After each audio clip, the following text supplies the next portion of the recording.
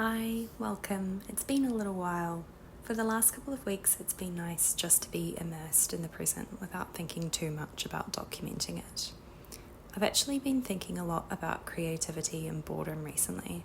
I imagine this is the case all too often, but I was overflowing with imagination and the drive to make things as a kid. This continued to some extent in the form of various hobbies in high school. One of my favourite things to do was trawl through op shops looking for things to use in sewing projects. One year, I made my ball dress out of an old pillowcase and a book of curtain samples, which I was secretly really proud of, but seems a little absurd to think back on now. How many of us have hobbies and escapes and little dreams that get crushed under the weight of operating as an adult in the world that we live in now? One thing I've noticed with a mixture of incredulity and delight is that I've had quite a few moments of being kind of bored recently. Waiting for a train, standing in line, getting into the third hour of that bus journey, whatever.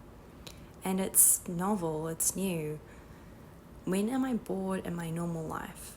The answer is pretty much never. Every moment is usually packed with work, recovery from work, the tasks of daily living, scrolling on my phone. There is always something to do. Someone to reply to, an email to send, a refresh of Instagram. It's become such a knee-jerk reaction in little moments of downtime to reach for our phones. That little rectangle of possibility and dread. Boredom has essentially become a thing of the past. When I sit on the train, most of the other passengers are looking down at their phones. That's not a judgment I'm passing on them, sometimes I am too. But some of the most beautiful moments I've had on this trip is when looking out the train window into a vista of villages and rice fields, or when lying in the dark listening to rain settle over the city, or any other number of times when I've opened myself up to the possibility of boredom. Because that open space of possibility is so necessary for any kind of creative practice. And not to say that I'm not keeping up with what's happening in the rest of the world, but it's been such a relief not to have such a relentless onslaught of information filling most of the waking day, and instead have the chance to be much more immersed in the world that is directly, physically around me. From the crows flying overhead, to the play of light on the river, to the strangers who have made me feel so welcome here.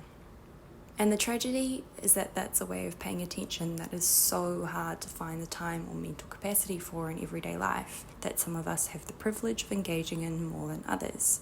But whatever we can claw back from the apps that keep us scrolling and the companies that keep us clicking is deeply precious. And in those moments of possibility and maybe boredom lies, I think, one of the ingredients for creativity. Anyway, maybe these videos are just turning into me rambling while playing various indie games badly. I have finally finished reading How to Do Nothing a couple of weeks ago by Jenny Odell, and it's left an incredibly deep impression on me. I cannot recommend it highly enough if any of what I have rambled about resonates.